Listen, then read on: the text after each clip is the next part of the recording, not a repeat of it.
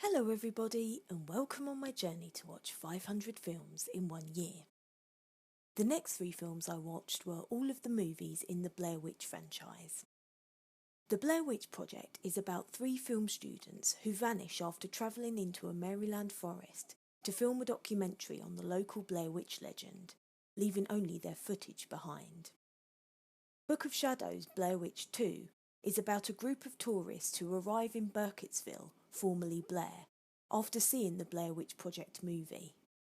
They aim to explore the mythology and the phenomenon, but come face to face with their own neuroses and possibly the witch herself. Blair Witch is the last movie in the trilogy, and is about the brother of Heather Donahue, who heads with his friends to the forest believed to be inhabited by the Blair Witch, in search of his lost sister.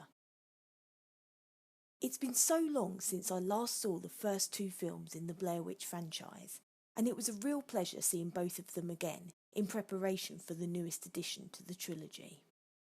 Amazingly, Blair Witch was in the filming process for 5 years before anybody even knew it was happening, and the film was originally promoted under the faux title The Woods, with the first trailer only being shared 2 months prior to the premiere.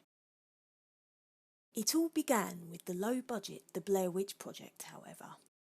Not only did the filmmakers single-handedly bring back found footage movies with a vengeance, leading the way clear for Paranormal Activity, Chronicle and Troll Hunter to find a place in modern cinema among others, but their team were responsible for some amazing marketing, including companion documentaries which delve into the legend in more depth, flyers handed out at film festivals asking for information about the missing students, and a website dedicated to the case.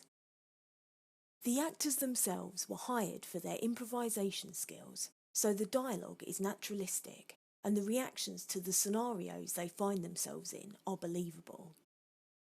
Anyone wanting a lot of blood and gore will find themselves disappointed. As people who have seen the movie will know, a lot is left to the imagination, which I personally feel makes for a more effective and frightening horror movie.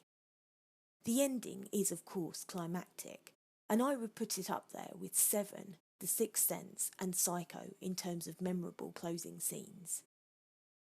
I know Book of Shadows Blair Witch 2 has a bad reputation, but I've seen it twice now, and I enjoyed it immensely both times. I liked the way it turned the mockumentary on its head, and took a completely different approach to the found footage style of filming. An exact replica of the Blair Witch Project would have been dull and lazy. Even though I'm not a fan of director Joe Berlinger's creative vision usually, he is known more for his documentaries, some of which I haven't enjoyed, I really liked the thumping heavy metal soundtrack, the interesting characters, and the way the group's tiredness and confusion was depicted throughout.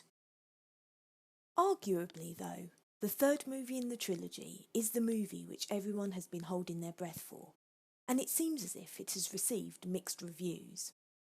I very much appreciated the attention to detail and respect for the franchise exhibited by the filmmakers. The characters went into the woods well prepared with GPS-enabled cameras and decent camping gear, and there was an excellent recap of key information from the first movie, with little nods to the original for the superfans.